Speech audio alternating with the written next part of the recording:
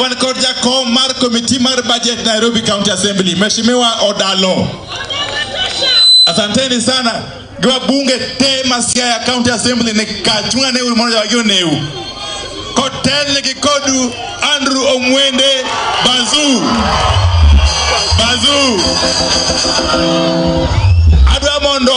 Adwa mondo wachika maendi. Andrew bikata kachiel. Mheshimiwa Adui Nyang manosi atukanga na Kisumu County. Andrew Mwende samabiro chikuru itu. Wan gilwen mweka mano. Wan gilwen gingato miliwongono William Ruto. Mano. Wan gilwen gingato miliwongono William ga. Kendo Teacher Beach kakayande babo selande cha chieng saba wachako koronganyo maratipo jadi mosiro maandamano kaidi.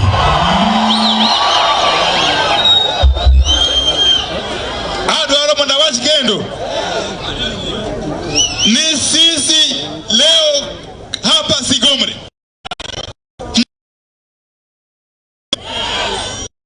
sisi tunaunga mkono Baba Raila Odinga na harakati zake za ukombozi wa tatu wa nchi ya Kenya.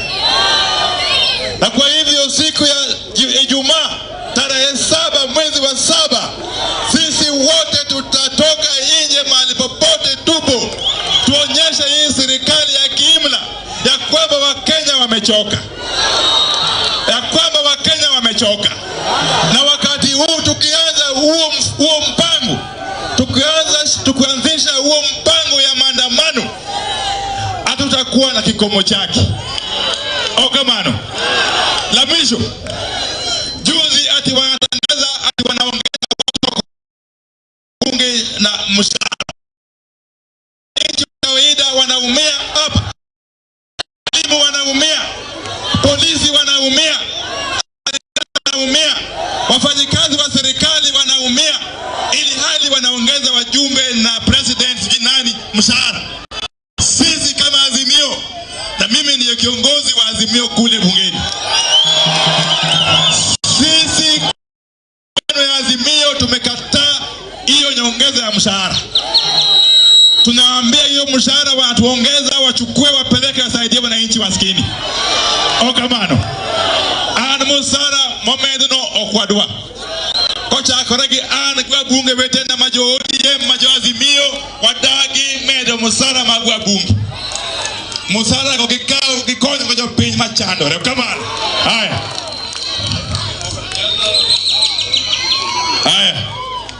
Professor Jacqueline Oduol bende kaini mbunge mheshimiwa. Thank you very much. Ada mondo mwendo rakwelo luongo baba kama dog piny.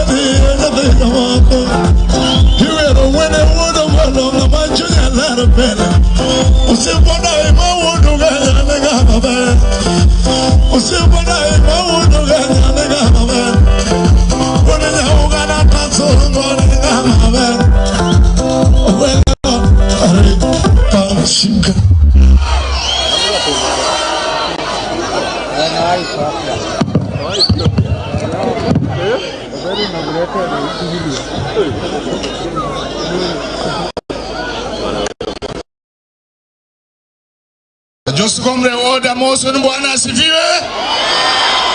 Josikomre order motion ODM. Mokwongo ne Right Honorable Raila Engineer Amolo Odinga president marwa kakajo Kenya. Ni wabunge mantie ka protocol observe MCS welomo kuonde mopogre. Uruako welo isgomre wadka. Uruako baba. Uruako wajumbe. Uruako MCS. Uruako speaker. Uruako na governor. Mine will be short. This is very historical.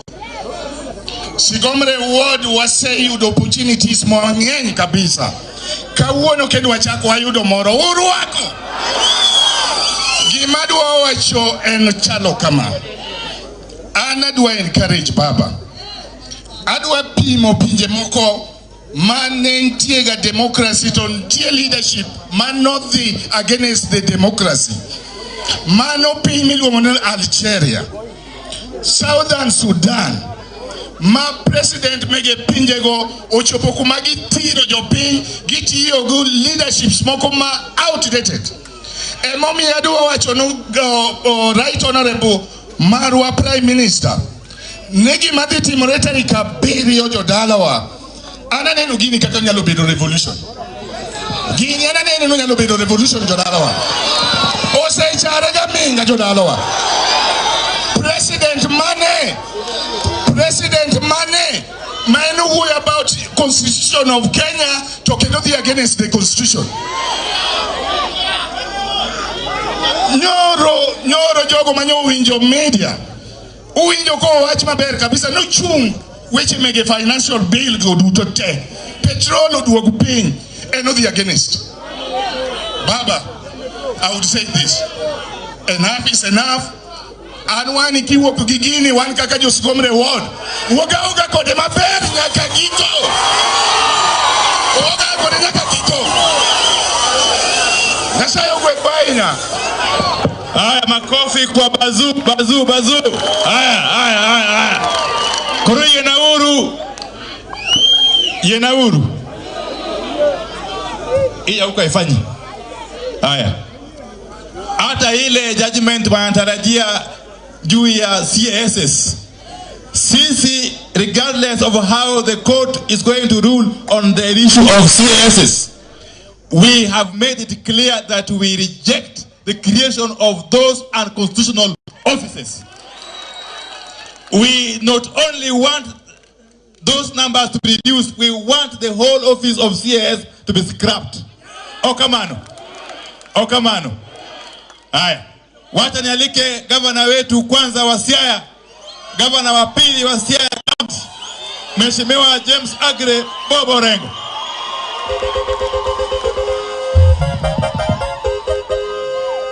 Haya, rokamano. Jos gomra untie. Joms sogomra untie. Jogoja untie. Josea untie. Jadi moro ako baba kama na nebado. Anadwa wacho matina hinya nikech welo ng'eny. Urako welo bende. Gimana kwau jasango josigomre. Kae makakwere na noae. Mama Sofia nyotit. Nyoa ulomaka. Omiyo kineno rengo nyatieng. Tingenere mja sango ni kanyo. Kora kwa ukama. Babo lando ni wigni.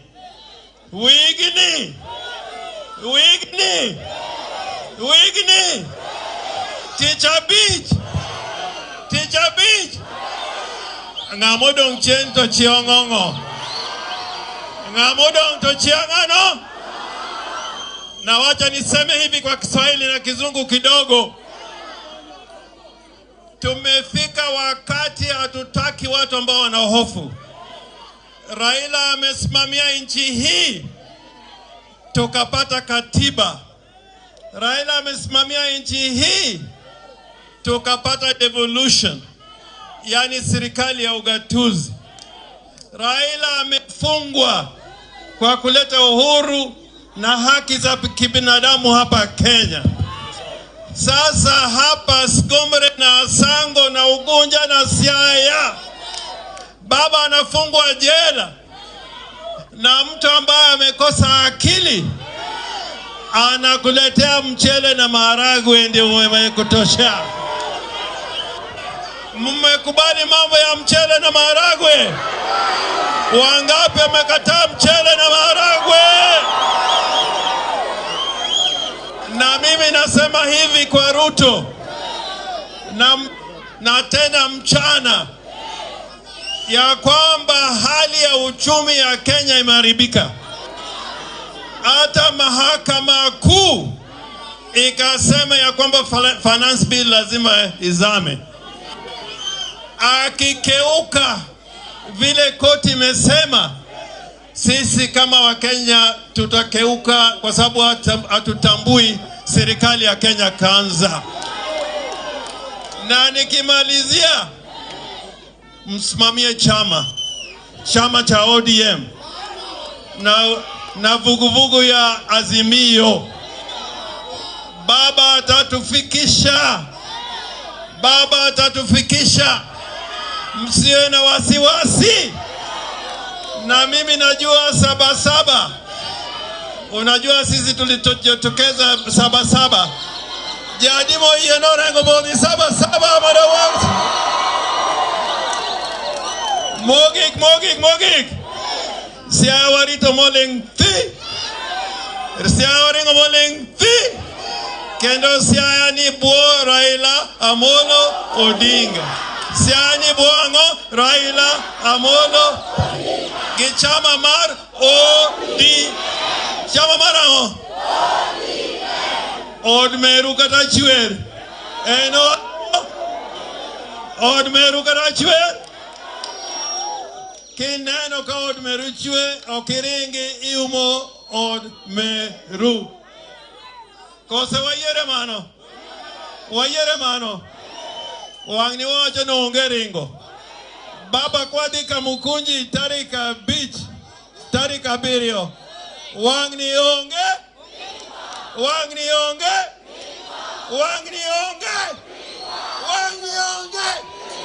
Ero kamano. Aya. Wane ODM man kaendi. Nyisane uru baba nu unie ODM. Ni unkaruka. Sigomreka. Headquarter mar ODM. Jos hinge moko temoga renge korugo enkai kodugi moko maratom. Sihingwa kosoko sihingwa. Neko kozoku neko. Hai. Wekoza luongu baba.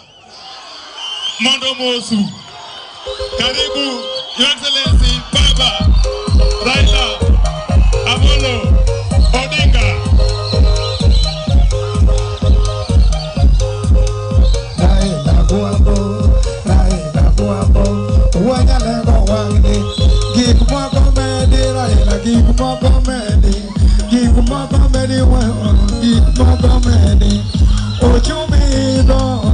Ochumido, wadwara guabo, wadwara Raila, wanyalego wangi,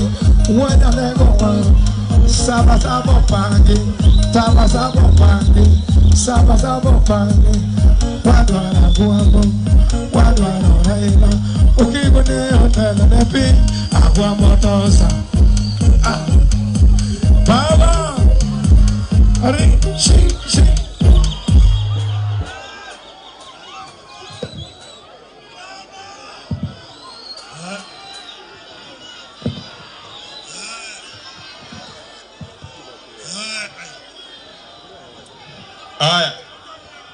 Aya.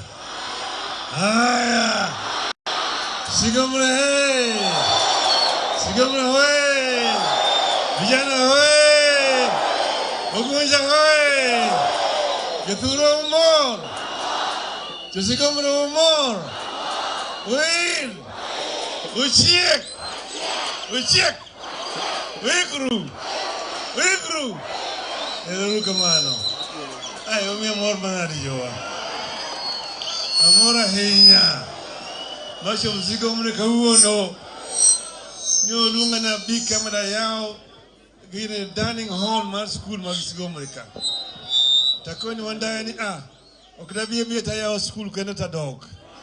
Ikie kamar mana mose jo sigomri. Omi obiro ke kauono. Koro kama chope ni. Wachope akere keke. Wachope ango. Akere keke. Koro ene odhi kora cham, koro odhi kora chich. Wasea mabor. Ungegi manoti mre. Tarika parga beach. Demara boro. Demara chiko boro iga mokado. Nuwa neno kanga mlu ni chebo chietha. Timone eko. Gijuo, kokamano. Kana oseti mokamano. Pwadhi nyaka Supreme Court. Supreme Court bende odhi modhi ong'iew. Kagi lano ni kamacha. Kagi sika kamacha to kadiri mana gi wuotho kagi gisero kura. Ikoni wadwa ni hasra. Ni serikal marjo hasla. Serikal marjo mamine. Jama usa mun ma usa lot. Jo boda boda. Jo yuakali. Kagi donjo kucha. Gidoko wacho shegi. Kuro sani kiwacho language mopogre. Kuro moro chane giko Uhuru moketho chumi ma Kenya. Uhuru ketho chumi okethre kabisa, pesa onge. Odo ka kata nduru onge. Kagi donjo kanyo ni kada kapo gi timo moma. To gikwa budget masin bilion 1.5 milion. Kagi seka omano gikone ni mogi nyiew go matokni mogi mondegi kamano. Ofisi ya ofisi mar nyar president. Uwinja. Kagi se chama mago gichoko pesa to gichamo. To gibukre ni nengo ni malanya nengo gikmoko. Wadmani mondo waomo gikmoko loka mondo nengo dog piny. Gikawo pesa mang'eny giyodago sukari, giyodago oganda, giyodago mogo, oduma, giyodago ngano, giyodago mchele, koda mafuta mag tedo. Pesa gikochopo ka donjo moko chulo osuru. Kagi donjo moko chulo osuru, timiyo gimno osiepegi madhigo dhi uso kucha. Nengo chako dhi malo moloyo kaka gik mane olos Kenya ka. Winji, gisegi kwalo shilingi bilion 5 e ohala mitimo. Gi minister miluongo ni Sijin Moses Kuria. Kod mar miluongo sike ni Mithika kia Michetha kia Linturi.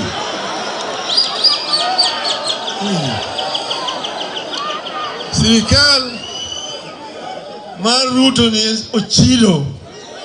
ochido kabisa. Giwa jengi loso chumi. Kane wadhi serikal kama ngi Mwai Kibaki. Serikal ne onge gi pesa. To ni watiyo gi wiwa. Wabed piny. Oket Professor Nyang' Nyong'o. Wabed kanyo. Gi professor miluongo ni Chege. Udo Kuyu. Magi bed piny magi chano wach mar dongruok. Magi kelo ni chumi wani ni e bur. To wagole e bur. Ka in e bur okikuny kendo. Nikech imiyo dhi mne e bur piny kucha. To ne waketo gibiluongo ni economic revival strategy. Waketo ni kama wachopo ni waketo pesa donye mfuko jopiny. Waketo gibiluongo ni kazi kwa vijana. Kunoneno. Nyithindo mondo opanderni, nyithindo mondo okunyieoni, nyithindo mondo pidh yien, kama erimiro pesa donjo kuom jopiny. Kunoneno kamano. Kae twachako dhi wang'iyo kuonde mane pesa chwerie. Wadhi wang'iyo gimiluongo ni procurement. Joma nyiewo gik moko kuom jopiny sirikal. To gi revenue officers. Joma josol osuru. Moko kama iluongo ni VAT, moko iluongo ni income tax, moko ni pay as you earn, moko ni customs, kunde ko mabuch ma pesa lalie rodhi madino buchego jomoko mane kwelo ge ko mako moko ma tuwe moko wariembe tich kose dino ni pesa chako donjo mayot kabisa ok ni wamedo suru to pesa no donjo no yudo ka Nyayo ne choko suru shilingi bilion 200 kende to ducha uchiel kende mo bete kanyo chakre January nyaka July o kum bilion 200 mocho bilion 350 higa manolo we chopo bilion 500 higa mana dek bilion 700 gi wiye higa mana ngweno chopo trillion achiel winja ok ni wamedo suru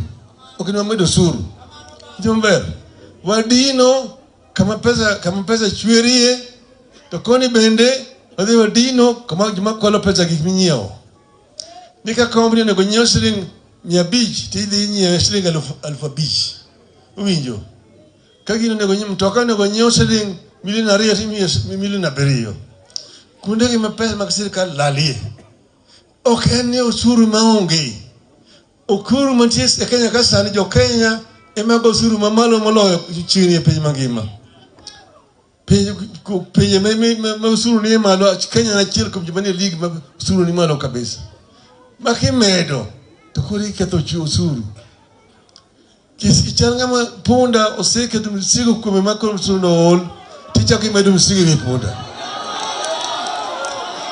ninja ma ema miyo nyocha ni wawacho ni Ruto niya shida okeno wach mar usuru shida en kaka itiyo gi pesa machoko kuom jopiny din buche mikwelei jemin go gitete ochido te gikwelo pile odichingo tieno ino keneko Uhuru Incha noweyo dwe mar 8 Uhuru nene okomedo usuru Uhuru ne ogolo kane ogo koko ma Ruto gerege mano go koko no ogolo Viti kuma 15 kuma meya mudo ka 8 kuma meya okamano usuru Uhuru no kadi miluongo ni subsidy ma mudo nego gik moko odho dhi piny kaki kawo ni to kamano Uhuru yude pesa no ema gibe yude pesa koro gikoni pesa koro onge koro gimedo sane ni kawo ni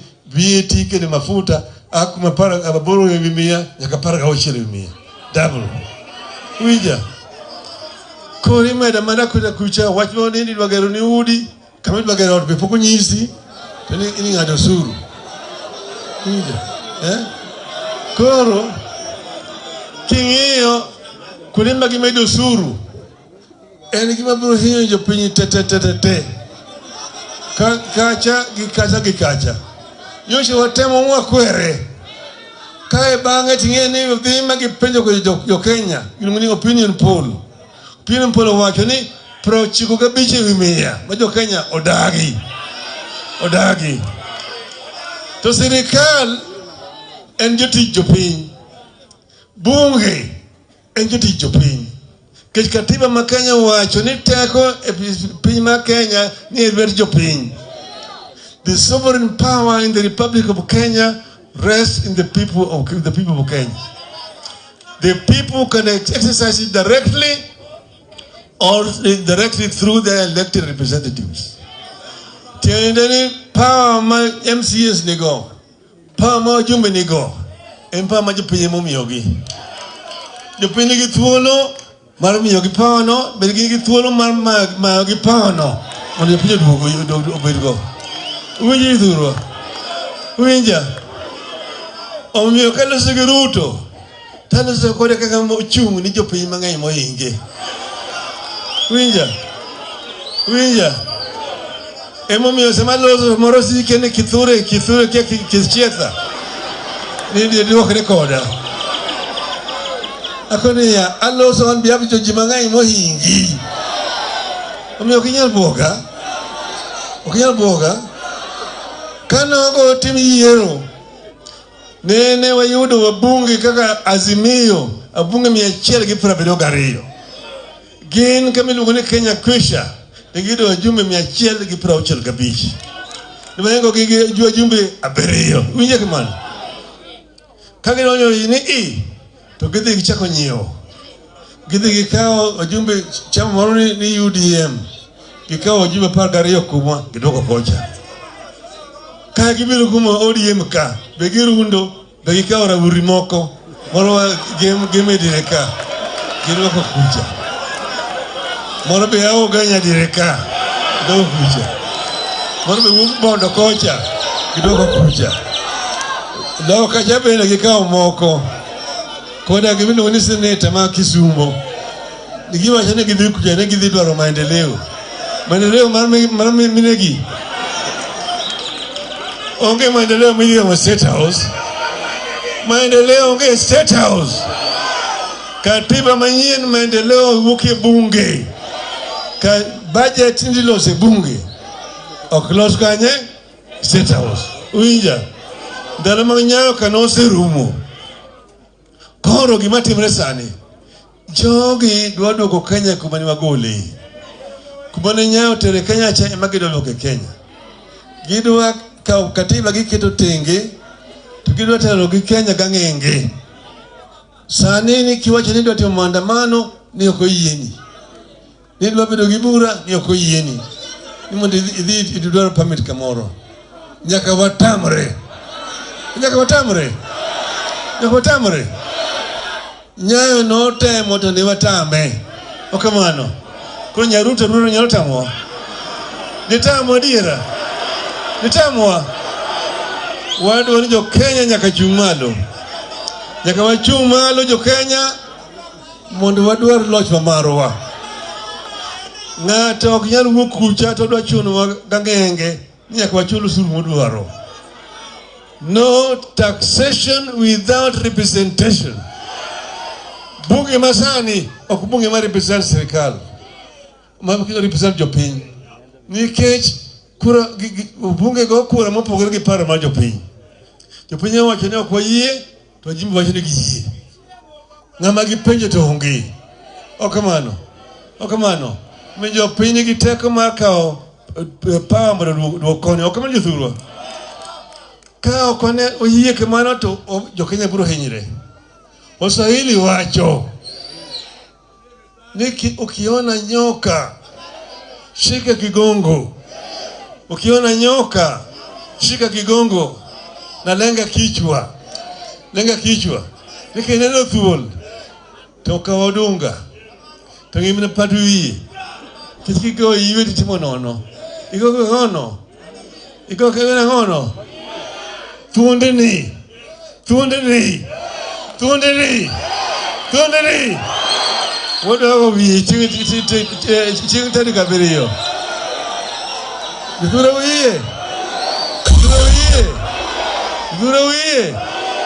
Adonjo thura mondo ikre. Mondo wuogoko. Onajo kanyanam. Nini oko. Unyamba jithura. Ana se wacho ni an otim ni kodwa dongruok. Kisomo gik ma jogo ne wacho giwacho nang'o mafuta nengo ne yot Uganda moingo Kenya. Ne giwacho kamano no Uhuru. Nang'o mafuta nengo ne yot Uganda moingo Kenya. Ni medo nengo mar mafuta pile hinyo jopiny. To sani koro gimedo mafuta moingo kaka Uhuru no medo. Gik mang'eny manegi gichago Uhuru koro giduoko te. To maduong' ahinya to ne gikwelo lochwa. Winja. Noneno ng'ama choma go frimbicha. Ni whistleblower. Whistleblower no ogolo gika. Gima whistleblower no ogolo ne nitie wakelo jarieko mane wagolo na Amerika. Mano odhi odonjo e gima iluongo ni server. Mang'iyo server kacha mogolo gika. Maler kabisa gik mane whistleblower ogolo ka. Ni server ne wakelo expert mogolo kamano. Ni Uhuru noyudo kura 5,900,000. Wanayudo 8,800,000. Winja maber. Kawacho no ariambo to wako ni yawo sava. Okwelo lochwa to dogo medo suru wiye. Winja. Ng'ano kawo chiegi odhi go kendo dogo yanyi. Mabenga manikare. Watime nadi. Watime nadi. Oganya wawa. Oganya wawa. Nituruwie. Nituruwie. Tumesema ya kwamba Wakenya wamechoka. Punda imechoka na mzigo. Tumesema hawa jamaa waliingia kwa serikali wakisema watateremsha gharama ya maisha chini. Ati wataangalia mambo ya wale watu wa chini. Ati ilikuwa juu chini, bottoms up. Wataangalia mambo ya mahasla. Wale mama mboga, watu wa bodaboda, watu wa jua kali. Lakini sasa wamesahau watu wa jua kali. Wakenya walisema kwa kura ya maoni 59%, 95 ati hawataki gharama ya maisha ipandishwe. Hawataki ushuru ipandishwe. Wakenya walikataa. Hawa jamaa wanataka kupandisha hali ya maisha na nguvu na kifua. Wakenya mpaka wakatai. Mmekataa? Wangapi wamekataa? Inuni mkono wale jamaa waone. Wakenya wamekataa kupandishwa kwa ushuru. Na sasa wamesema kulingana na katiba ya Kenya ati uwezo yuko mkononi ya wananchi wa Kenya. Wananchi wenyewe wanaweza kutumia hiyo uwezo moja kwa moja, au wanaweza kupitisha hiyo uwezo kwa mkono ya wale ambao wamechagua kama MCA au wabunge. Lakini kwa sababu wabunge wamesaliti wa Kenya, wabunge wamenunuliwa, wamekuwa malaya, wananunuliwa na pesa 50. Wa Kenya wameamua kwamba sasa watashika mamlaka kwa mkono yao wenyewe. Na kwa hivyo wamesema siku ya Saba, tarehe 7 mwezi wa 7, Ijumaa ijao, Wakenya wote, Kenya mzima, watajitokeza na kusema kwamba enough is enough. Punda imechoka. Punda imechoka. Kwa hiyo watajitokeza, Wakenya wote watajitokeza.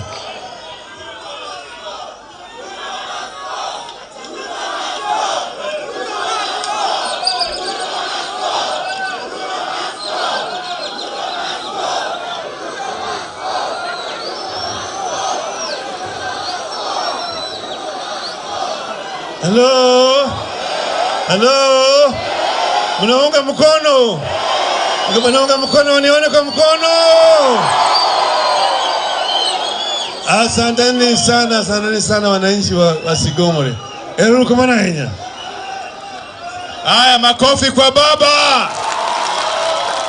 Kabla ya baba kuondoka kwa sababu kuna safari kwenda Nairobi, wacha nialike senator wa Siaya aje azungumuze kwa muda mfupi, lakini wote wabunge tutabaki hapa. Wote tutabaki hapa mpaka dakika ya mwisho. Baba peke yake ndiye anaelekea Nairobi kwa shughuli ya ghafla. Sina mna hiyo. Jeni wasiro wache no. Haya. ODM.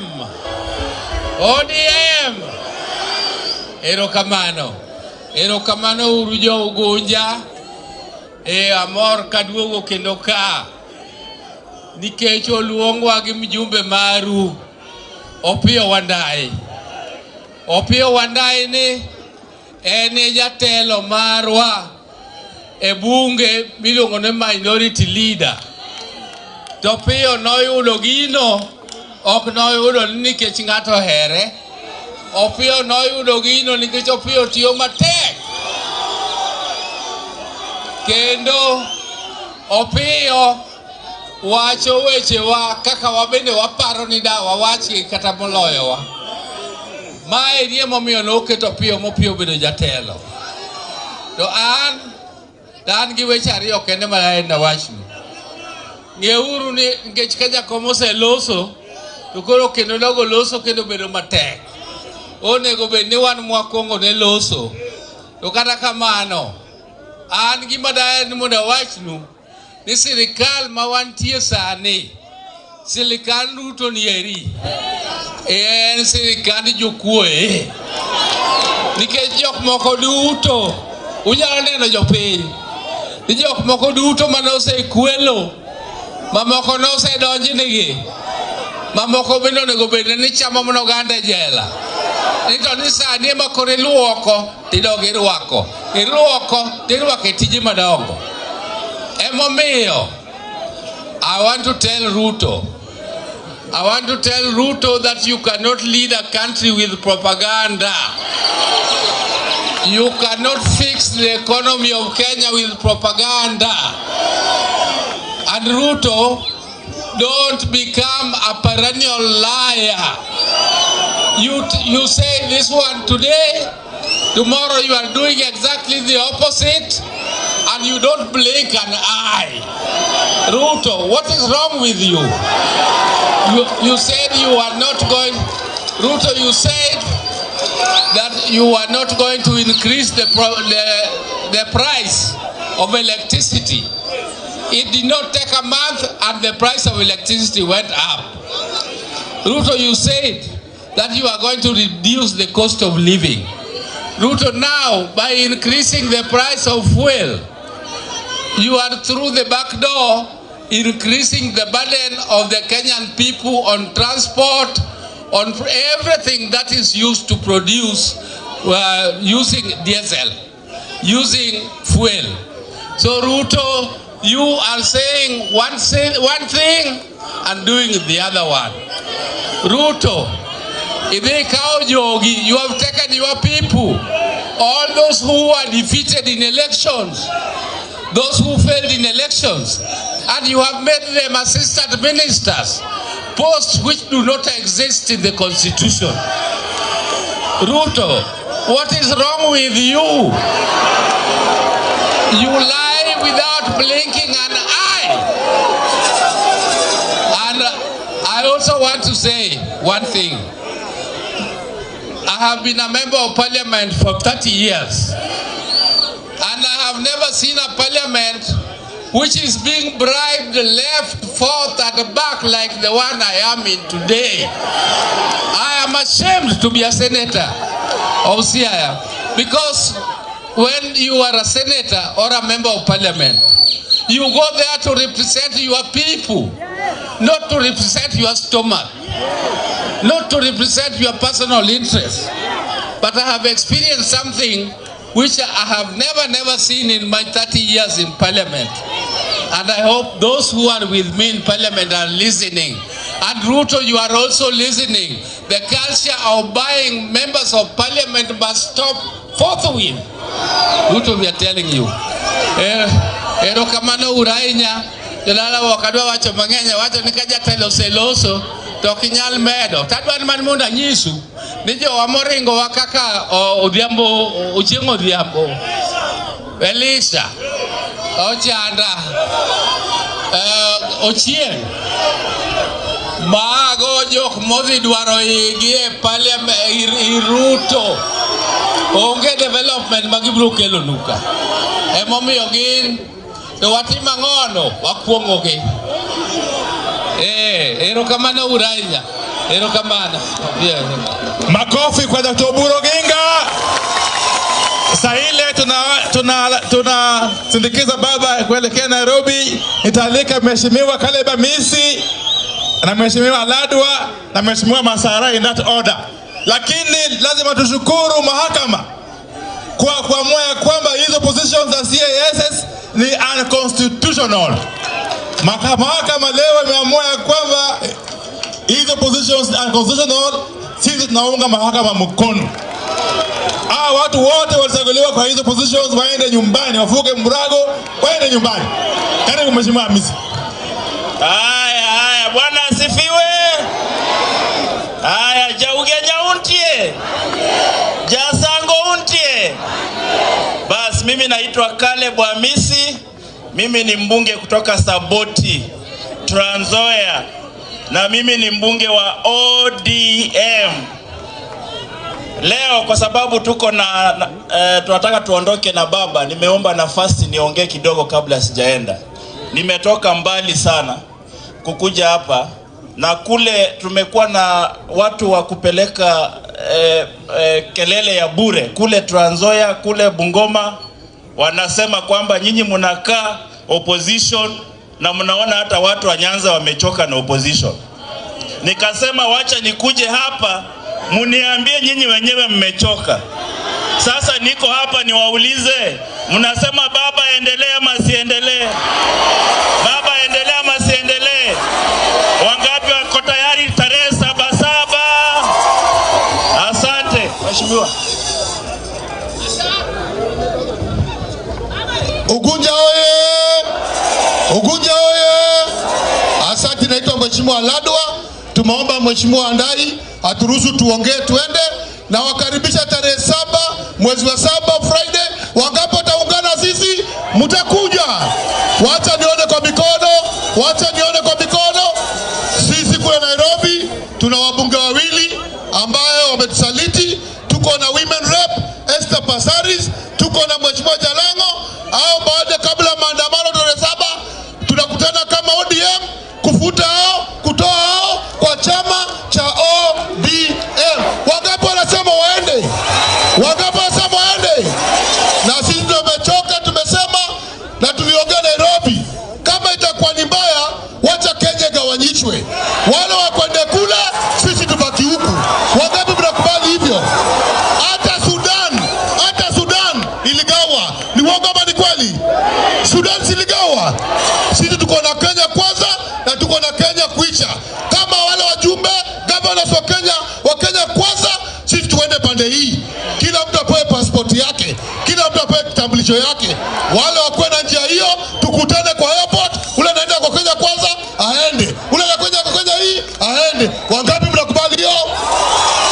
Nairobi tarehe 7 itakuwa moto juu ya fire. Itakuwa moto juu ya, na tusisahau nyumba yetu. Waluya wote kule Western, Waluya wote Nairobi wako nyuma ya Raila Amolo Odinga. Hapa mko nyuma ya Raila Amolo Odinga. Mnapenda Raila. Na sisi tusisahau vile Orengo amesema, gavana wenyu, ya kwamba nyumba yetu, chama yetu ni ODM. Chama ni ODM. Chama ni wangapi ODM hapa nione? Kwa hivyo mkitukiletea ujumbe wetu nikimaliza, Bwana Wandai, Waluya gambo hiyo, majirani wenyu, wana wasimsikwe na wasiwasi, wa nyuma mashemeji, wako nyuma ya Raila Amolo Odinga. Mimi nikiwa chairman wa chama, muniruhusu nianze na wale Nairobi, nifukuze Jalango, nifukuze Esther Pasaris, watafuta chama yao waende. Wangapi wanasema waende? Mnakubali waende? Waende. Na hapa Nyanza pia waende. Waende ndio kwa mkono, waende kwa mkono. Hata nimeona chairman wa ODM siaya kwa hapa, Bwana Okinda, weka mkutano, fukuza watu, kila mtu aende kwao. Mungu awabariki. Haya, makofi kwa chama na Ladwa. One code apologies. Moga ukwa mjirani Marwa, Mheshimiwa Johnson Naika. And kodwa kai in spirit kinonyo konya wasaidi wachmar organizing this thing. Omoso ukao. Mheshimiwa Dr. John Ariko wa Turkana South pia ametuma salamu zake. Na Mheshimiwa Utenda Molo na Mheshimiwa Samatandi. Wacha nialike Mheshimiwa Peter Masara wa Suna West awaongeleshe. Haya, Josigomre untie. Josigomre untie. Umor. Uwil. Uche. Basi. Ano kadua uoyo. Gimomio kadua uoyo. Kamononega uoyo in parliament. Kara ila nonyi sonwa go no. Berko Soraj. Sania winjo ni Ruto medo pesa. Mimi nataka niseme hivi. Mimi Peter Francis Masara, mjumbe wa Suna West, nimekataa mshahara yangu isiongezwe kwa sababu mimi si mama mboga wala mimi si mtu ya bodaboda. Ruto, ulidanganya wananchi kwamba utawasaidia na unataka kutubribe na pesa yako ya kuongeza mshahara. Tumekataa hiyo bribe yako, pelekea mama mboga, nupe mtu ya bodaboda ili wananchi wasikie vizuri. Awacho magidoluo ni an mujumbe Masuna West kaluwore kaka jopiny sandore sani msara mane dwa meda no okaw mondo duoko bech mafuta piny oduoko bech mogo piny mondo japiny owinj maber ber koso rach gima lit na kaka wuod luo oganda nyo wang'eyo ni wayudo telo kendo Raila Molo Odinga ne oseyombo to nie ka jaluo neno ka Raila ichuo gi tong to medo siko gi tong piny kanyo yawa ni ochieng' wuod Ugenya ka owacho ni odonje Azimio emomiyo no yudo bulu Elisha yuak malich ni mondo miye certificate ni ka koro chuo Raila ni Ruto chuo to Raila gi tong piny ebo chako kao tong machielo osiko to ne wuodo nagi be mage wuto nagi adiri omiyo oganda koro wakono uoguru oko mondo rit gima wango chieng' tich abich wadwaro ni yore deji wuoth gi tiend gi nyakorengo wuotho gi tiende mondo ng'ata kik yud pesa mafuta wawinjore mano onge ja pikipiki gari ma wayiene ringi en mana ambulance kende nikech samoro ng'ato wadhi tho awacho koso kawacho yiena uru mondo agono wanda yiero kamano school moyawo ka mae development mwadwaro wanda yo chako school to kodhi State House doge kamano ingeni kanyo wan gi Elisha Nairobi kocha to kona ni Siaya onge lam to kawuono aseringo lam e Siaya ka akeni Elisha de manyo pier min gi State House to dongruok to niga alo ni an Peter Masara ka kunena ni nyora makomande maketo kamane Elisha yidi segoma kora penjo jobondo mani ka umbe uleto wadaum nyanyundru miluongo ni ochanda cha biro kama no ike Jaramogi to yanyo Raila Odinga tu yiene odonjo dala ne kendo duogo mano ok nyalo timore kama tiye apenji ere MCA Mabondo ere obera uondo wa bwana uondo kama ike Jaramogi Oginga Odinga kama ike Jaramogi Oginga Odinga ni ng'ato chamo pesa chama to yanyo jokodinga nyasachiel mano de an nyakwaro tuoma dala ne get de wakao to ng'ato kao sufria to ng'ato kao kijiko ji orome kot kwane ji midonge loya cases ma ji mi oseloyo de gipim gi kes mukoge gitucho tie gari apenjo u cases ma ji mi oseyalo de mupim gi cases mag go Elisha ka de mupim gi cases mag kodo giga ka alo huija koso kuija apenjo kamo ka orengo yalo nyaka gimoi kora penjo cases magoge matindo ginyalo tamorengo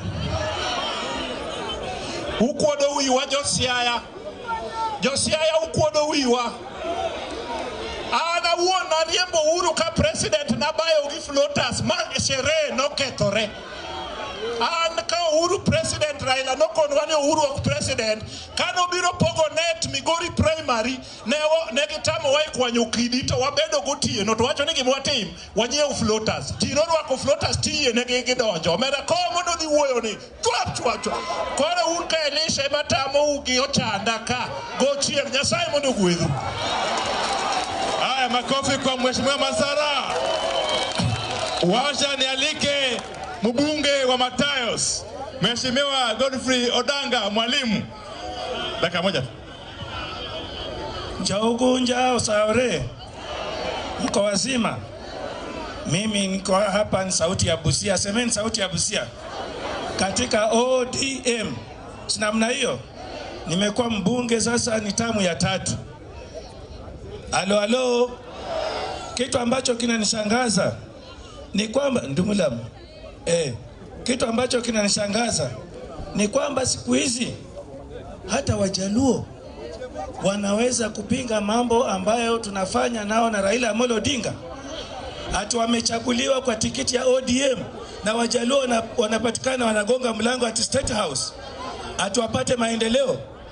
Mimi nikiwa hapa wacha nikuhakikisie na kuhakikishia wewe kila mmoja. Sisi Busia jirani yenu. Sisi ni jirani, si ndio? Sisi tuko imara nyuma ya OD na Raila Amolo. Tukisema teach beach, mnasema namna gani? Teach a beach, mnasema namna gani? Mnasema namna gani? Na sisi tutakuwa hapo. Baba akisema forward, tunaenda forward. Akisema about turn, ni about turn. Akisema sijui huku na huku, tutaenda namna hiyo. Na nyinyi nataka nione kwa ishara ya mikono. Nyinyi mko na sisi na baba. Tarehe 7 mwezi wa 7 huu Friday mtakuwa in support. Tunataka the rule of law to prevail. Sawa sawa. Semeni the rule of law to prevail. Koti imeshatoa opinion yake, si ndio? Kuhusu hiyo finance bill. So lazima tuunge mkono, mnasikia? Na mimi nataka kuambia, na niko hapa na msichana wangu Nyalego, nimekuja na yeye ataenda kuongoza, na mimi niko Busia, mtatuona mbele. Sawa sawa. Ero kama nuru. Makofi kwa Wododanga. Wacha nialike Jacob Madul, bunge Maseme. Daktari James Nyikal, just 2 minutes. Jogunja untie. Umor. Uwin. Owachnu ni an jakom mar duol. Duol no en buchwa kaka jonagi moyier e bunge gi senate. Mwabete piny kwa wachukiwa. Nikech kawane ODM mar piny ngima mar Raila te otelo negi. Kawane Azimio en mar piny ngima mar Raila te otelo. Nyaka wabedi kamoro makoro wabet gi wuonya mayanga gini wapimo gir pi gi piny. To joseme no konana bia peju. Ni wawinjo ni jok moko manoringo wewa ka. Nigi wuotho kuondgi, nigin gi pesni, nigi wacho, nika chopiga piario gabirio. Ni to ODM olal gisenyiew gi pesa tete bende nyalore. Jomoko ni mano knyalre onyisane. Kako donjo, tunyise yo kako donjo mondo timango, odhigo. Waol ni wawinjo ni koni, jomoko wacho, Raila Odinga ni dibi, ni dwag mi pesa, ni kachopo higa piario gabirio, ni to koro onge jomaluwe. Bende nyalore. Mane gima notimre higa pira uchiel, kane nitie gazet miluongo ni Undhwe, manindi kugidho luo, makane piny rach, to Jaramogi oringo. Mawo gazet wacho ni Jaramogi ogwe tap mo, awayo jogore gila. To jogo manobet ni koro donge kanu, bende nitie dongruok magikelo? Onge. Miyo jogi makonwa ni gikelo dongruok ni, onge gimanyien magikelo magine waseneno. Wane ODM wane Azimio. President ngamotel nwato kwachi, jatendwa en nga Raila Amolo Odinga. Kuru sani wan gi president ma jamriambo. Busene ni president Mariambo. Niki nengo moko no dog chien, ok dogi. Mafuta no dog chien, ok timo dogi.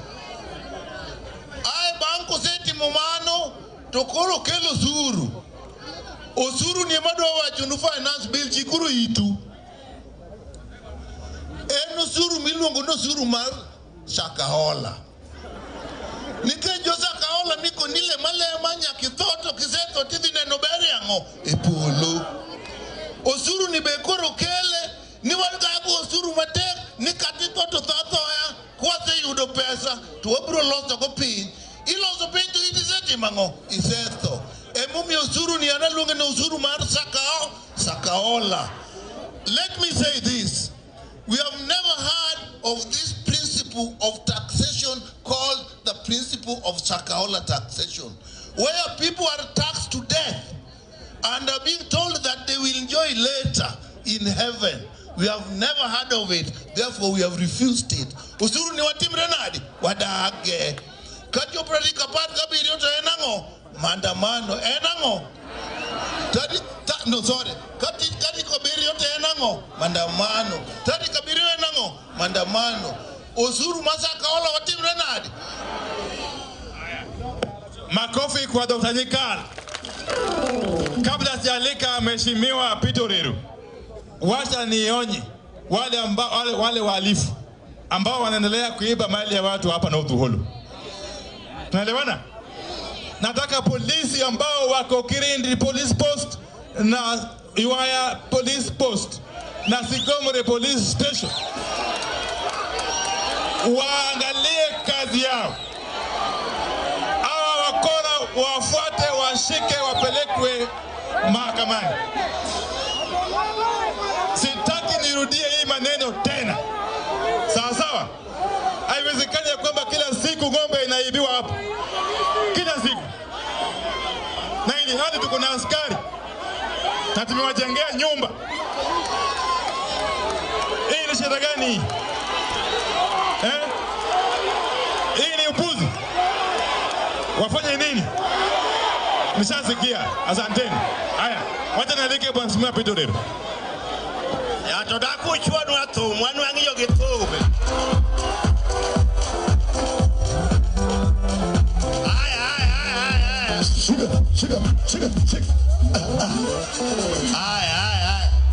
Wanu wajo kibira. Jo ugenya jo sigomre gejo siaya. Achiek to uchiek oduma be uchiek, un be uchiek.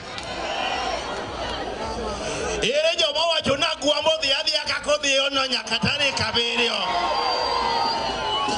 To ere jo mawacho ni jaluo ok sechi. Makati yonge goto kisechi.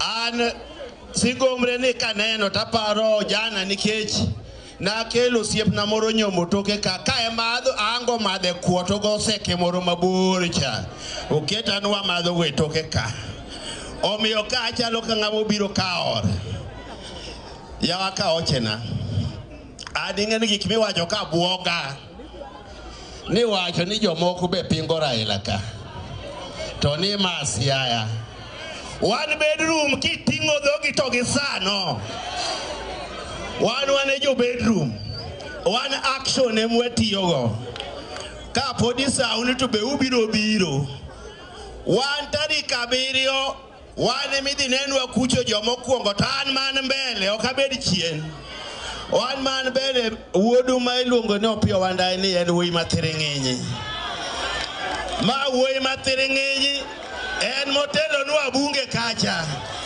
omiyo gimowacho be okawachi ni unuo en osenuoye wang'iyo makode kumachielo awacho nu kawuono wan jomuneno wakagi iwacho ni wabunge ong'iew jomuneno kagi onge ng'ama ong'iew to wan be ok nyal ng'iewa jabedo king'iew to Kenya okethore to wawacho ni jogo modhi kocha an gibu wacho ni kobire lietu we awe olem ni kotieko an nyocha se wache mbele jakom kata women rep manogo yes ok nyon kibra omiyo jok mu wacho ni bire liel gidhi aliend ng'a jogo kik nyon liel kik ginyon kanisa kik ginyon kamora mora ma is our bedrock ana wajo ni kata pesa go uriamb gi go jakom di ka otelo machiegni to wadhi gero gigo uwinjo wachno koro awacho mogi wawacho kendo ni jogo manyochogo yes to gi jok maringo kocha Opio Wandayi register no igol gi e juma manyien onge tiende wadhi e meeting ero ukamano jo ugenya gi jo siaya ube maber. Haya, naalika wacha nialike mheshimiwa Jared Okello Wanyani.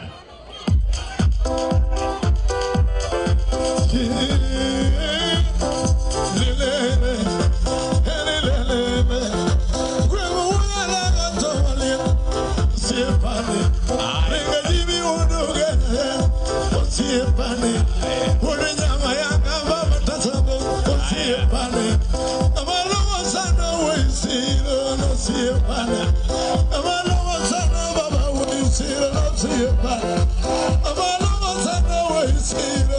osiepa onaika otelo onirito pino onaika otelo onirito pino shadoge mari orenga jimi baba shadoge mari orenga jimi baba orenga mayama na soginare orenga jimi baba orenga maloko aya shika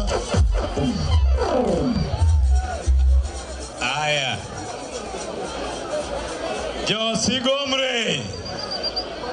Josigomre jomomiel kage jomokethorete ng'amokethore mologi en Makam ane bat jomanogocho ne Raila Odinga ombulu mar tarik 8 nugo ombulu nugochone to mikoro mar Ruto kwalo obiro ng'ena ng'ama nade. Allow me in the interest of time to speak in English. This afternoon, I'm a very happy person. I'm in a celebratory mood because of the decision that has just been rendered by our courts of law. The courts pronounced themselves this afternoon that the useless caste positions are not engraved in law. They are unconstitutional. And therefore, we will not have any caste position in the Republic of Kenya. Secondly, when you have a rogue regime such as this that belongs to William Ruto, that is in the business of buying leaders, buying members of parliament, muzzling the civil society, there is the independent courts of law that can do oversight on behalf of our people.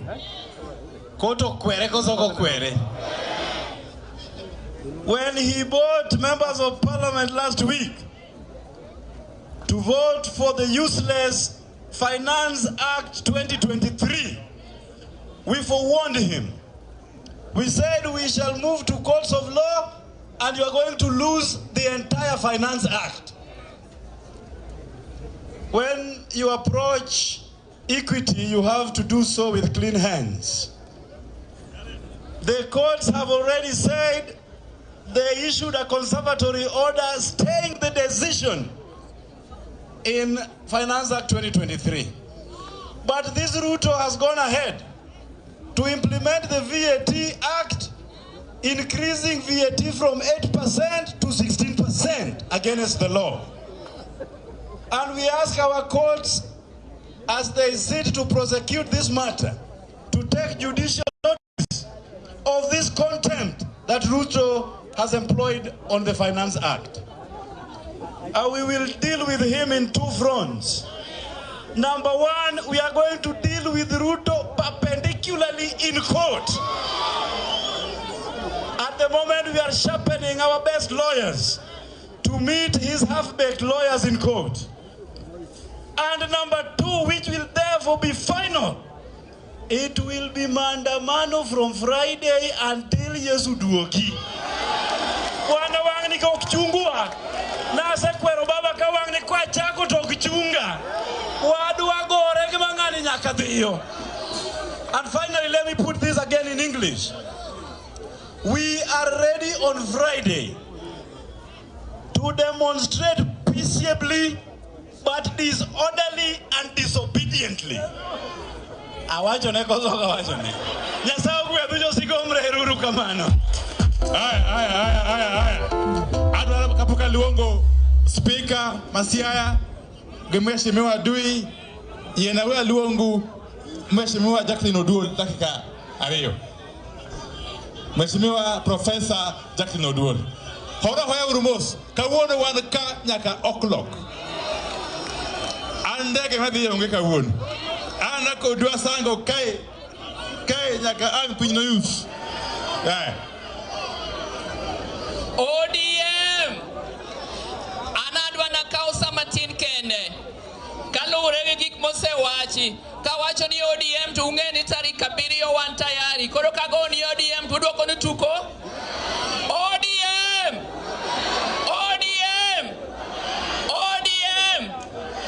adwoko erokamano makende nikech wang'eyo ni nyaka ne warang gik mosetim maloko ngima ji e piny ka wuok e ODM. Wang'eyo ni ne wawacho ni mbele pamoja, wangeni wawacho ni maisha bora, wang'eyo gik mok dhi kare sani.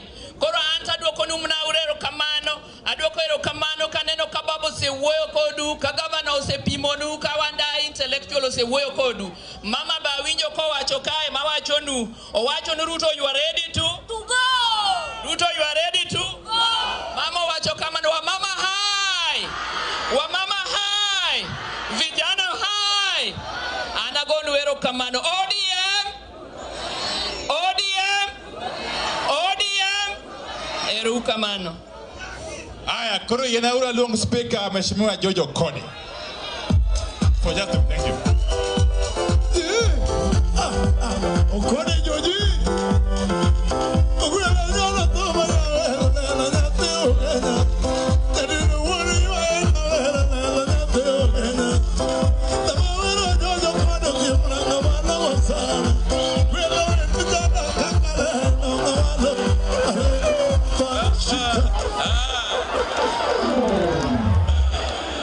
Josigomre untie.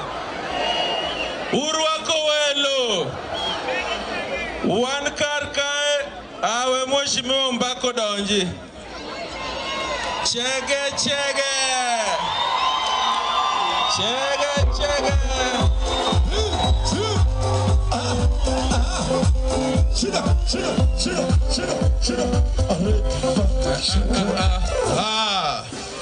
Aya, Josigomre untie. Wamor kodu biro karombu berko seraj. MCS bo biro ka karombgi, moko a Nairobi urwako gi, moko a Kisumu urwako gi, dala kae to ng'eny urwako gi duto. Adwa ni mondo uyiena arwak MC achiel mowuok Kisumu mondo uwuo urwake. Iluonge na Dui Nyanga, Dui ng'ono. Aya.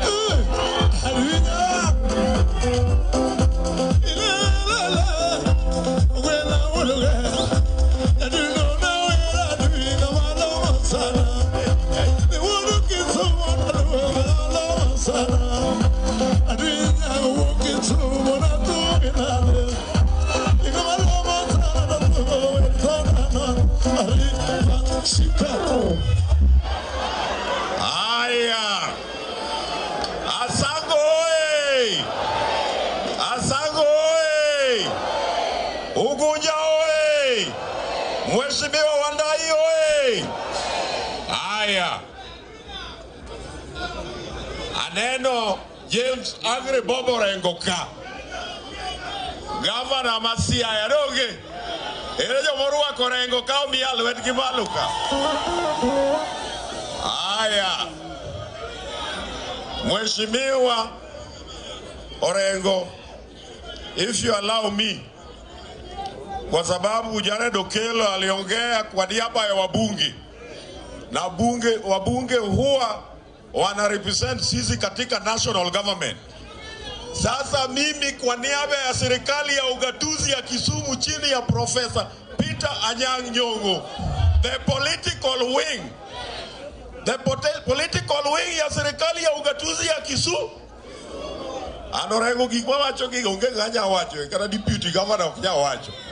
Tunasema hivi ya kwamba tarehe 7 kuanzia boda yetu na Kericho, under the permission of James Agre Bobo Rengo hapa na mwenzetu rafiki yetu Otuoma wa Busia, hatutakuwa na mawasiliano ya magari kutoka huko mpaka hapa. Umekubali?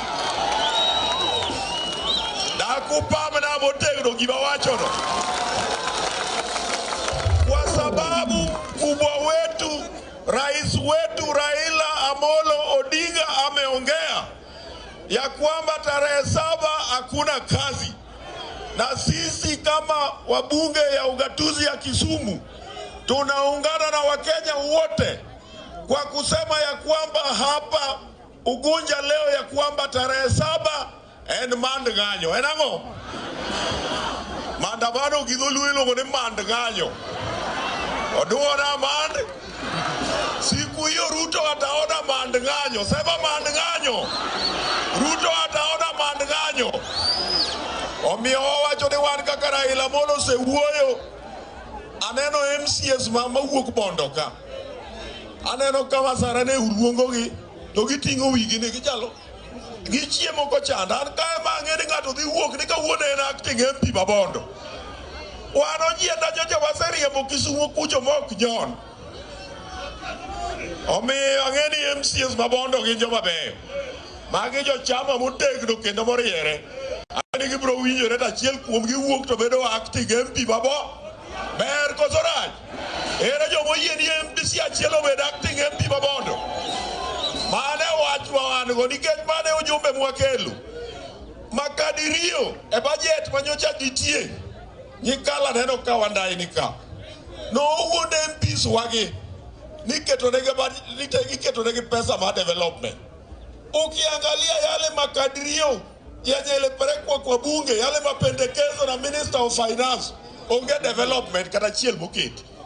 Wandai nitie development moketi. Onge jogi che wuondo jogi. To moko be ywak ariyo kuomgi na ywak kawuono ni sani Ruto ok mak kata simbgi. To Ruto ok mak simbgi to wanbe waketo negi kae. Koro gin gi problem times 2. Uwinja maber. Omiyo wan wadhi chwako negi piny. Wasaliti ok wabed go. Wan wamakore motegno chini ya Raila Amolo Odinga. Uwinja maber. Mheshimiwa, and the city manager nena Balawanga ka. The incoming MP Magem. Abalawanga is in charge of the Kisumu city. Abalawanga se wacho na ni chieng tarika berio chieng maandamano onge tich Kisumu. Andangeno biro kwae samanya ngonge no torenga geni ma hold brief na yang Kisumu kucho bro gine bro nyise the legal implications bagino. Omiyo wandai sami wuoyo no. Angeni giri koro dhidhi with the permission of my speaker, if you may allow me, Mr. Speaker, sir. Angi ariyo ka. An go bungo wich Bonyatanga. President Masofia movement go jwango gendo. Obungo wich Bonyatanga go e matingo ne miyo jwango gendo. Ero kabana. Asante sana. Saba. Tinglweti malo wa saba. Daka neka jo ugonja iko ruka ya Kisumu iko re saba. Bas. Adwa wuoyo matindo kapoka wuoyo adwa teme pabni. Orengo fire. Anelwe torengo orengo fire. Hey. Intellectual opio and I opio fire. Opio fire. Salute to all members of parliament. Mawoke ODM manyokwe do finance bill. Salute.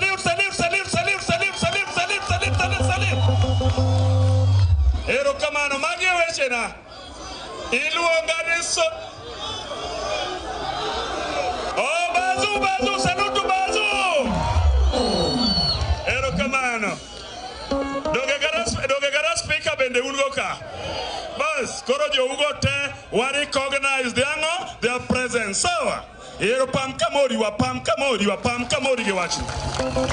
Adwa wuoyo matin ke sao sedi. Ane nyinga lungani sospita obungu owich kada rayi ruod Nyatanga. Ane coordinator ma Sufuria Revolution Movement Kenya. Ane munena ga radio pe TV pile ka rwako sufuria cha. Ane maruto huyo ga kuma pile nyakwere ka Nairobi kutanika kadhako bende chapat kiko pani ambechiga benda chapat. Nyakone ne kiko chako tentugo kora brogo ego to mane pokno go ego nyaka nyole. Nikech William Samoei Ruto wuon gi ne oken chief, wuon gi be ne oken pastor, wuon gi be ne oken ng'ata mane wang'e Kenya. Kadier koso kadier.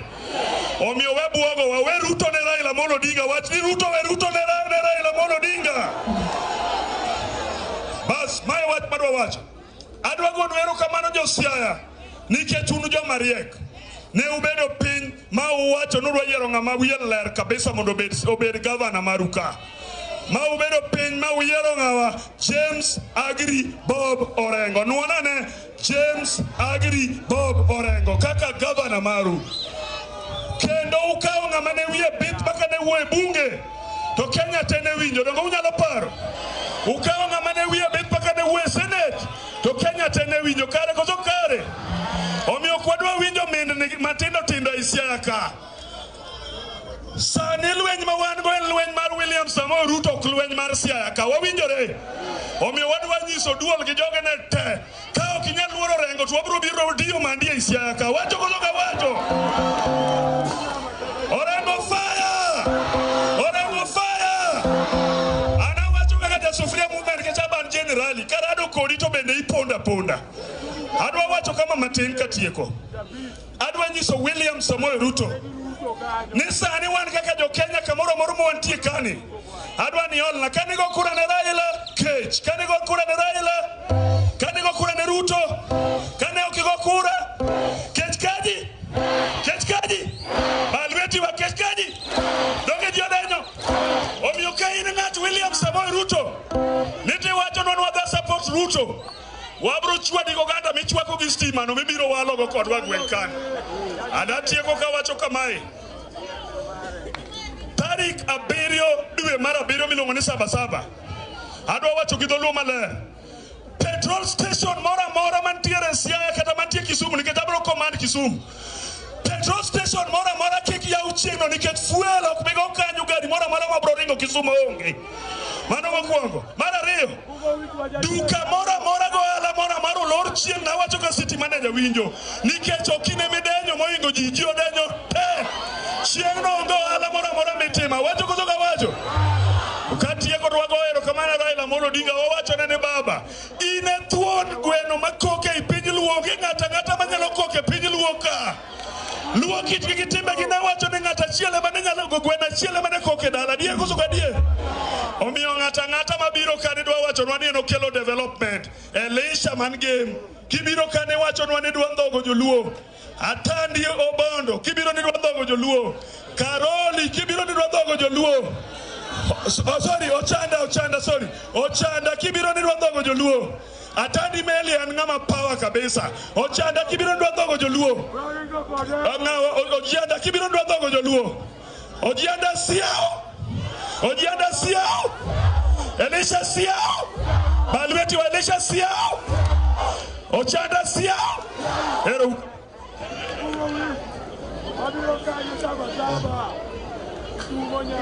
Vijana mpo. Uwicho kimobungo wicho wacho. Obungo wacho diere koso ko wacho. One jakom Raila Amolo Odinga nyose wuoyo kodwa Homa Bay. Owacho chik moro miluongo ni civil disorganized. Civil disorganized on wasechake Kisumu. Ng'ata mapingo Raila. Mano ng'amonego bed ni lao machwadi. Joyudi Siao. Elisha Siao. Elo sechakore koso kochakore. Josia mi uru example. Wan ng'ama waneno ng'at miluongo no Ojienda in ng'ama ilao. Ojienda ilao koso klao. Vinja kadadi nobet gi piero nobet koso kobet. Omiyo Josia mi uru del wachako chwado ji. Ng'ama pinga Raila tena na del. En del. Ero kamano. Aya, mago welo moa oke momiya miyo gi thuolo mondo giwach. Giwacho koso giwacho. Weche ariyo magiwacho madongo. Madani mondo wakawe ombulu ka. Owachi. Ibin gima mnyake wachi. Kosin wariti wuok ticha abich. Nitie youth leader ma Homa Bay. Koro youth leader ma Homa Bay ibibi mondo wachi. Ero kamano. Jodalawa, majo Siaya, majo Ugunja, majo ODM, amoso uni Nyasaye ber. To sechete anado mana ni moda konu ni wan wawuok South Nyanza. Wawuok Homa Bay County. Adwa ni anyisu message mokelo wa Siaya ka. Ni jakom Raila Amolo Odinga. Baba mano kelo devolution e thurwa ka. Mano kelo democracy. Maka wuoni nyalo dhi adhiya chadha ti yanyo ri dadi ga chietha. To kumiterie onge. Iwinjo jodalawa. Jakom Raila Amolo Odinga ka pod gibe piny luo ka. Wan mane ogaiwa kako ganda. And ng'ata mane tugi Raila komponi gima wanego koso kwa negi.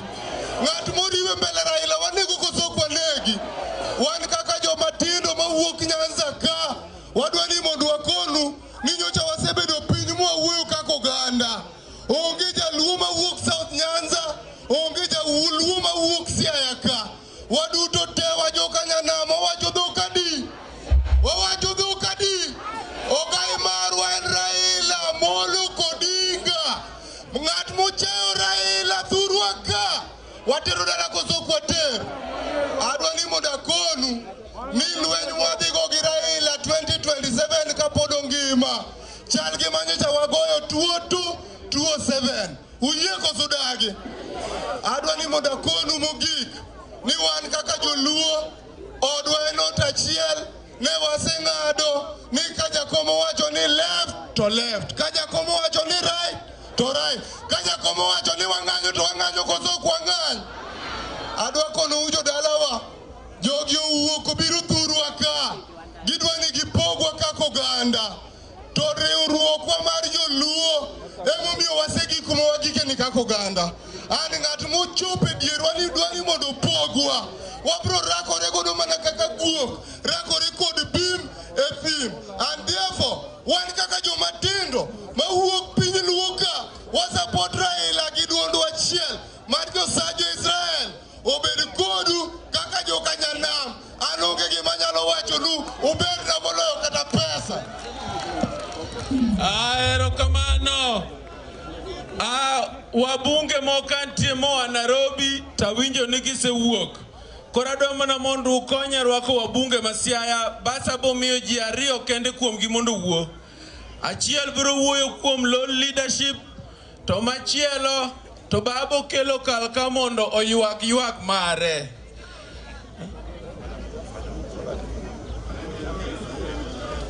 Aya. Ochako nyisa ing'eni sama jo Kisumo ka wuoyo to giwacho ni ndara ibiro lor koa Kisumo kamano. Kora adwa ni mondo amiu thuolo mondo city manager e weche mag loro ndara ma Kisumo go o confirm koso ko confirm. Amiye koso ke kamiye abala bi confirm.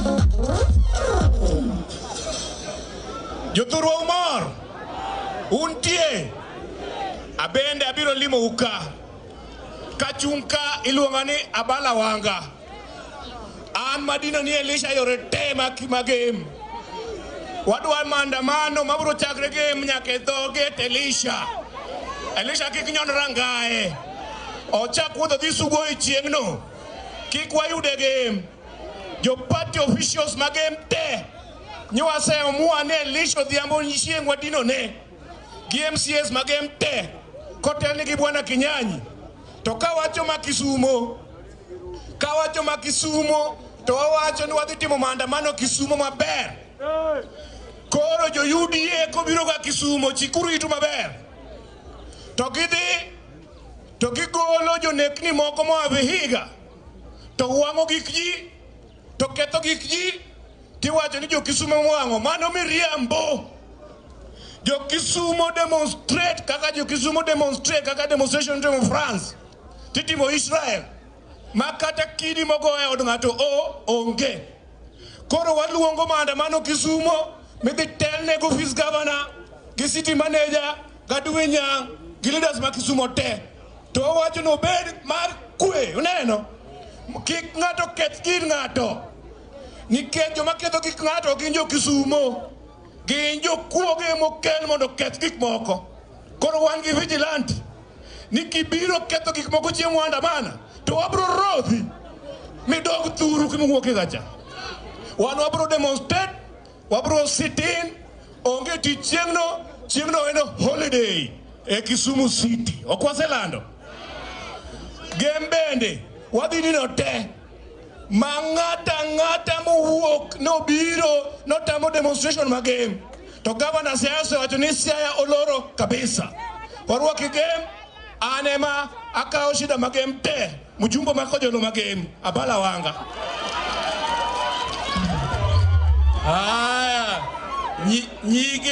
nyige motedo sigomre ka samang poku wuok ero city manager unene itigi wi bas ingeni game ka weche ng'eny ka nikech nitie nena moko be ma kanyo oka wapango ni mondo uwainya lakini un kaneya jeitio kinda kata kidwa moso jika rading kata kidwa moso jika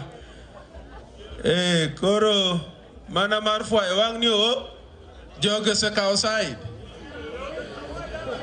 erokamano Jogunja atunge ya maber to gimang'eyo en akia fingo Raila ere jo mahero Raila tiga ndio tigi malo I don't know wuotho achiel kako gata maluo kika gato fogwa nyase obed kodu wacho machuok maber erokamano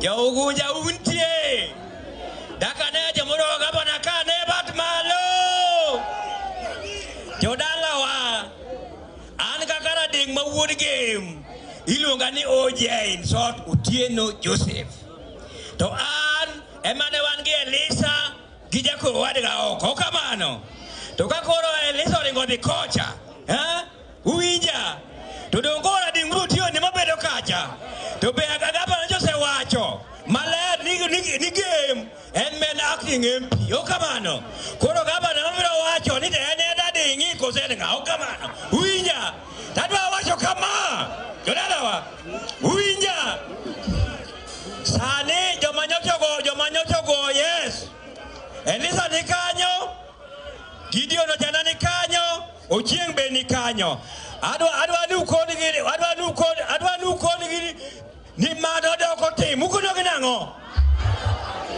Ochieng Olisa Ochanda mado doko tim adwa nu nuona mano mano dokango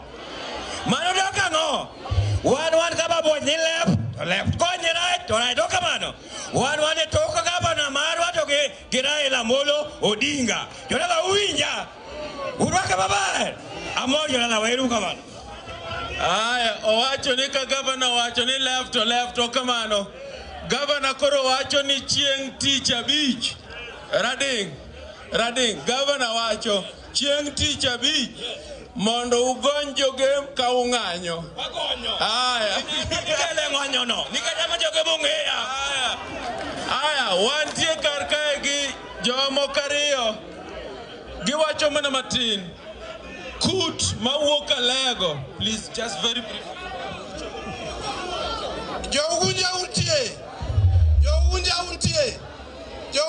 untie mailuongo ni kut kochogo kwachogo lokoke uwinja jo osewo mang'eny kuom malo anadwa wuoyo ka uwinja an lieutenant mar James Agre Orengo uwinja ka okadwa na wach mang'eny Nyasaye dibed kodu erokamano bas adwa nu konya rwako wuod Seme ma wuod Kisumo iluongo ni Kadiri urwake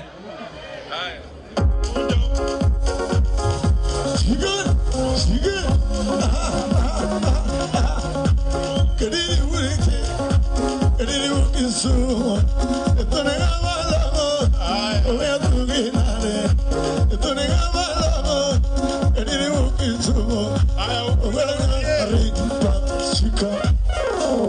Ogunja untie Siaya untie weche ariyo kende mokwongo en kama baba Raila Amolo Odinga gi James Agre Orengo nogolowa 1990s okwanyal doge kendo omiyo wan tarik 7 wane maandamano to wane maandamano nyaka bech mogo odog piny nikech gimoro amora en mogo koimi yath e siptal inyisi ni muony yath timak mogo kata ng'ama mama irito gi gik moko ariyo. Mokwongo en mogo, mar ariyo kawach kawuono. Erokamano. Koro kamwachopeno awacho nadwa mondo ung'e ni MCS mage mobiro ka kawuono. Adwa mana luongo kuonde ma giaye to gichung' achuma kuma gintieno. To gifwayo. Aya, adwaro MCS. Aubiebe mbele ka jogo ne. Dipo ka nyathi ma nyako bo kwanyo namba. Chunga malo. Adwaro achako gi MCS mawuok. Ang'e gimomiyo awacho kamano. Sakwa kod Imbo. Ang'e gimomiyo awacho kamano. Chunga urumalo kamuntieno. Chunga urumalo. Aya. Magi MCS mawantiego. Koro kile lote dhi pidho madam kang'o. Aya, magi MCS wa ma Bondo sub-county. Erokamano beda uru. I think there's no need my introduction. Aya, MCS Mararieda. Mheshimiwa pia Wandiogo erokamano kuom biro maru. Magi MCS Mararieda duto. Asembo ge uyoma. Uneno moro kar ka wendo. Uneno wendo. Chuny wendo. Chuny wendo beda. Aya, antie kod MCS mawuok game. MCS mawuok game eke. Aya, magi MCS mawuok game kane. Urwakogi. Aya, nuwinjo ng'ama niluongo ni Sami Weya.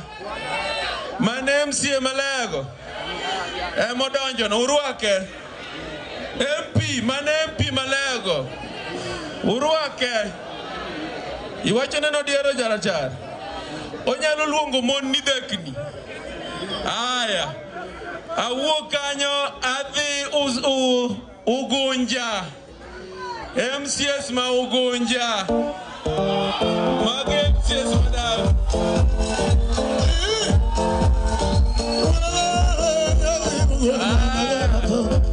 MCS ma Ugunja gi ugito bia ni urumbele kamondo ne wangu. Unundala. Aya. Asi. Mwini bazu. Agora toma wana bajo. Agora toma wana bajo. Matino chino muti pa matino tieno. Unalana wana tunga jeno mana mano. Mwini bazu pa wana tunga nade.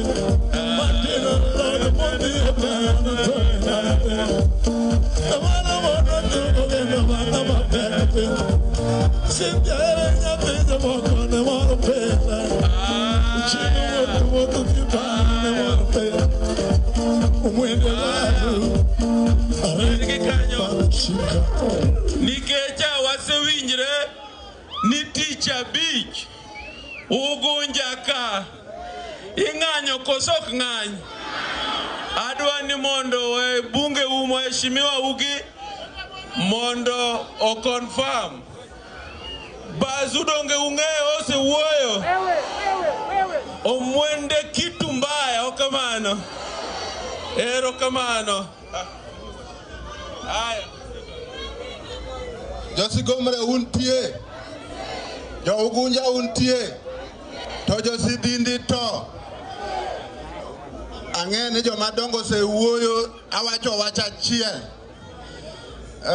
Mheshimiwa minority leader wanyocha waselando Sidindi kocha ni ka ipingo baba tibiro kod party mar UDA wan gi weche ariyo. Mokwongo kani donji UDA kikia tiduog mondo waduoki ODM. To kani donji UDA king'eyo to gimoro amora kowuok ichiem ka UDA. To kochopo tarik 7 ma en chieng' tich abich, Josidindi man ka wabro timo kaka ne watimo mokalo. Ero uru kamano. Sigomre untie. ODM. Gimora achiel ma wawacho tarik 7 waromo Ugunja mondo watim kamacho kamano. Ero uru kamano.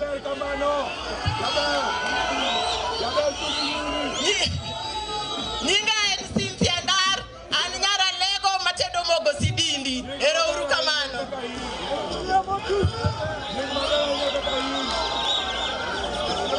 Jo ugunja untie. Jo ugunja umor. An umor amatamre gi nono. Ubiro kar rombu. To kendo urwako welo. Kawuono en odiechiengwa mar rwako welo. Jaluo bende wacho ni kongi ok itimi ang'o. Kongi ok itimi ang'o. Adwa wacho wach achiel. Owachi ni Kisumo iloro. Onge donjo Kisumo. Wan wabe nyaka walor ne jogu Museveni nikech ema chando waka. Koro kochopo tich abich. Okinyi mang'ich. Waseloro Ugunja. Waseloro koso kwalor. Mogi komanda wa Opio Wandai. Dogo uge kama entie. Opio komanda telo. Tantoke. Togijo Ugunja te. Uwejo duwok duto te chiengno endara. Mogi wan ka MCA tema no yera komba duong. Agoni wero kamano tumos na gero kamano. Ero kamano aneno ka koth osechako biro. Adwaro MCS Malago Usonga mondo chunga fwa kuma gintie. MCS Malago Usonga. Ero kamano uru kuom biro. Skoro adhi kuom MCS ma Ugenya. Chunga uru fwa kuma untie, aneno nyaka Deputy Speaker ka. Uduto untie opa aneno jiduto. Ero kamano. Wantie gi MCS machon mabe anene yie ka chunga mondo ufwa kama untie. Aneno panga kacha, aneno kawuor, aneno mbe. Ero kamano uru. Wan gi MCA machon mane makisumo mane whip. Ilongo ni Samo Nyango. Isayo Nyango janabi. Ero kamano. Bas koro kamwachope no.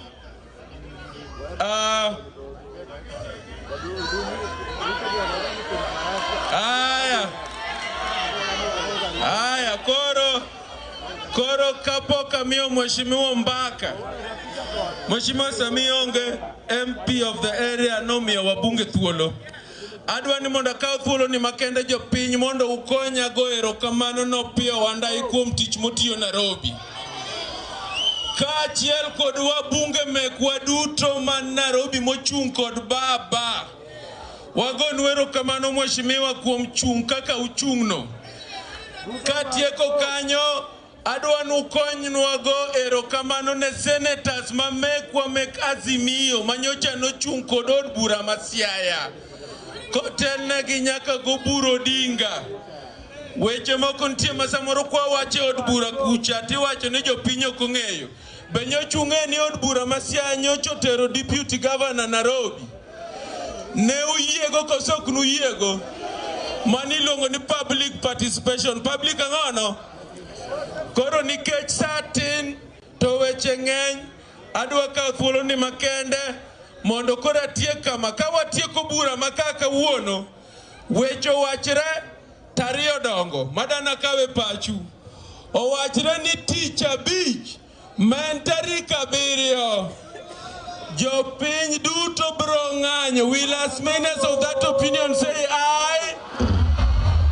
And will as many as of a contrary opinion say nay? The ayes have it. Mara rio chako wachreka ni sirkal ma Siaya en sirkal mar ODM. Sirkal marango omiyo kaponono ni nitie ng'ama kelo tungni e sirkal ma Siaya to mondo watimne kaka nwatimo cha. Will as many of that opinion say aye? And will as many as of a contrary opinion say nay? The ayes have it. Okurwak na min county ombaka jege Shika atage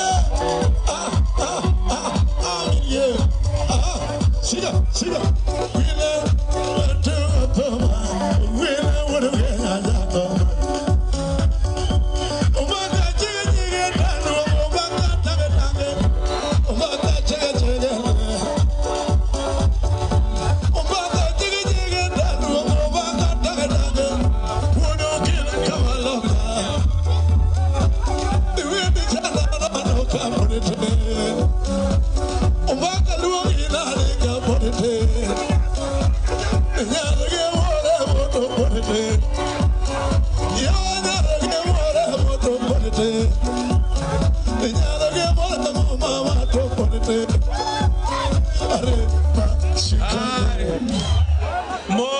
Yawa mon bende tek ni makamu ni bebako maro daka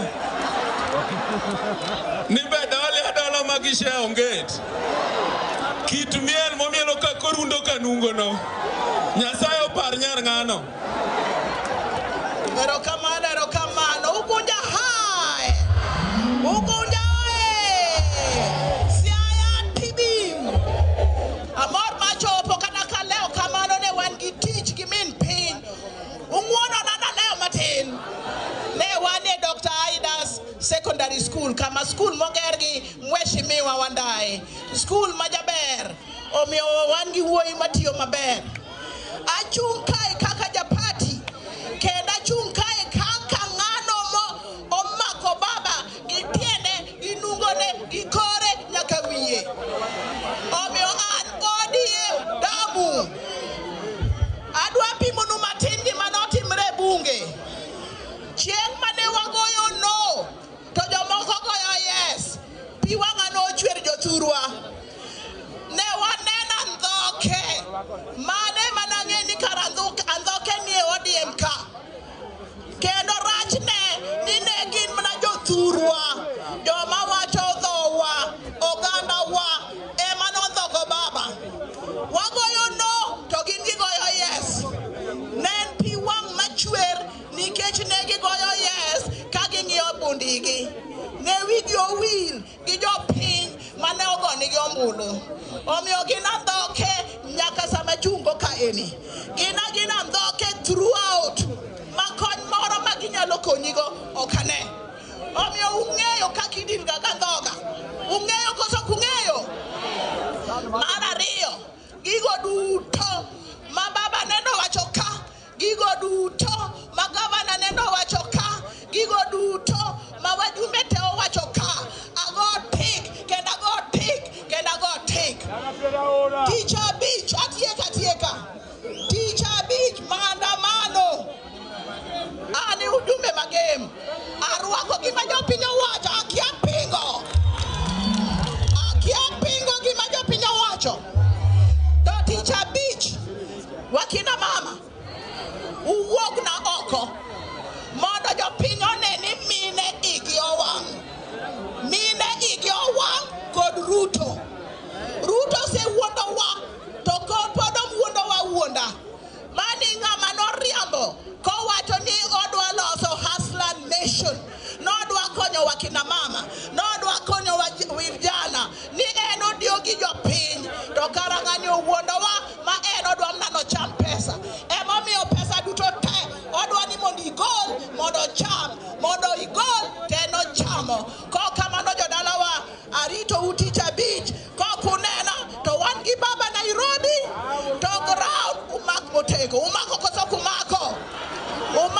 kumako asante sana aya erokamano